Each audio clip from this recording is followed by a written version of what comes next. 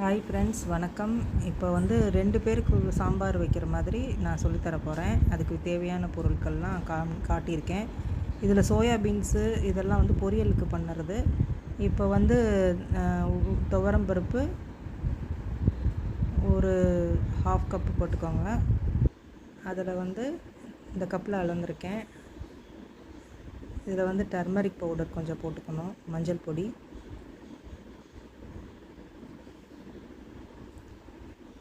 அப்புறம் வந்து பெருங்காய பொடி போட்டுக்கலாம்.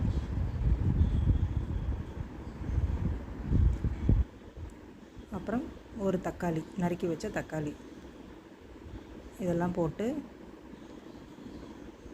தேவையான அளவு தண்ணி ஊற்றிக்கணும்.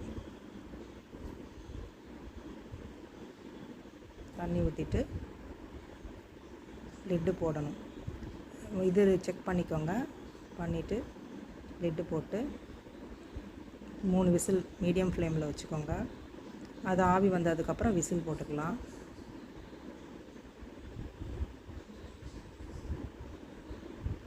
விசில் வருதான்னு செக் பண்ணிக்கோங்க. மீடியமில் வச்சுக்கோங்க. அப்புறம் தேவையான அளவு புளி நம்ம வந்து ஊற வச்சுக்கணும். நான் இப்போ எடுத்துருக்கேன் பாருங்கள், அந்த அளவில் புளியை வந்து ஊற வச்சுக்கோங்க. இப்போ தாளிப்புக்கு எண்ணெய் கொஞ்சம் ஊற்றிட்டு கடுகு வெந்தயம் தாளிச்சுக்கலாம். நல்லா வெந்தயமும் கடுகும் நல்லா பொரியட்டும். பொரிஞ்சதுக்கப்புறம்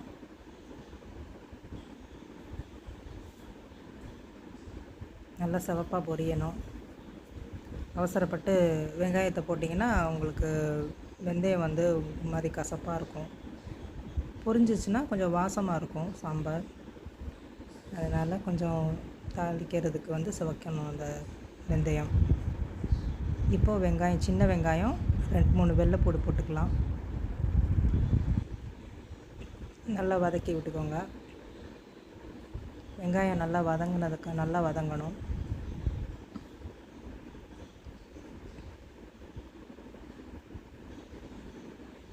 வெங்காயம் நல்லா வதங்கிருச்சு. இப்போ வந்து 2 பேருக்கு சாம்பார்னால ஒரு அரை முருங்கைக்காவும் ஒரு 2 கத்திரிக்காவும் போட்டிருக்கேன், ரொம்ப போடலை.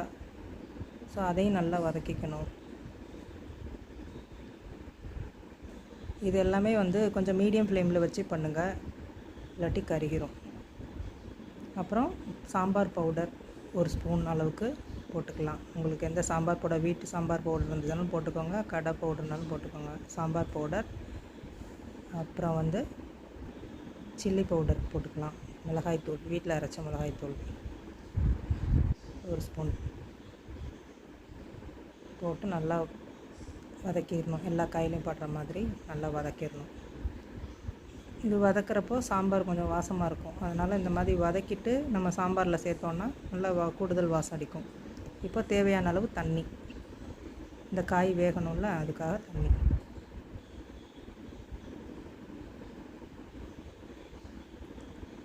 இப்போ அந்த பருப்பில் எடுத்து நம்ம இந்த காயை வந்து அதில் போட்டுறணும். சீக்கிரமாக உங்களுக்கு சாம்பார் ஆயிடும். இந்த வேக வச்ச பருப்பில் தக்காளி அதில் போட்டுக்கிறனால நம்ம இதில் தக்காளி ஆட் பண்ணலாம். இந்த பருப்பில் அதில் போட்டுடணும். போட்டுட்டு புளியெல்லாம் இப்போ ஊற்றக்கூடாது, இந்த காயெல்லாம் வேகணும்.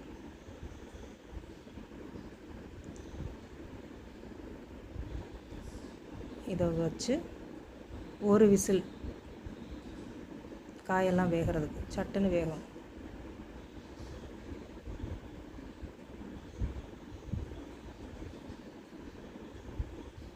இப்போ விசில் வந்துருச்சு, காயெல்லாம் வெந்துருச்சு. இப்போ வந்து புளித்தண்ணியை ஊற்றி உப்பை போடுங்க. காயெல்லாம் வெந்துருச்சு. கருவேப்பிலையை போடுறோம். விசில் வந்துருச்சு, கருவேப்பிலையை போடுறோம். போட்டுட்டு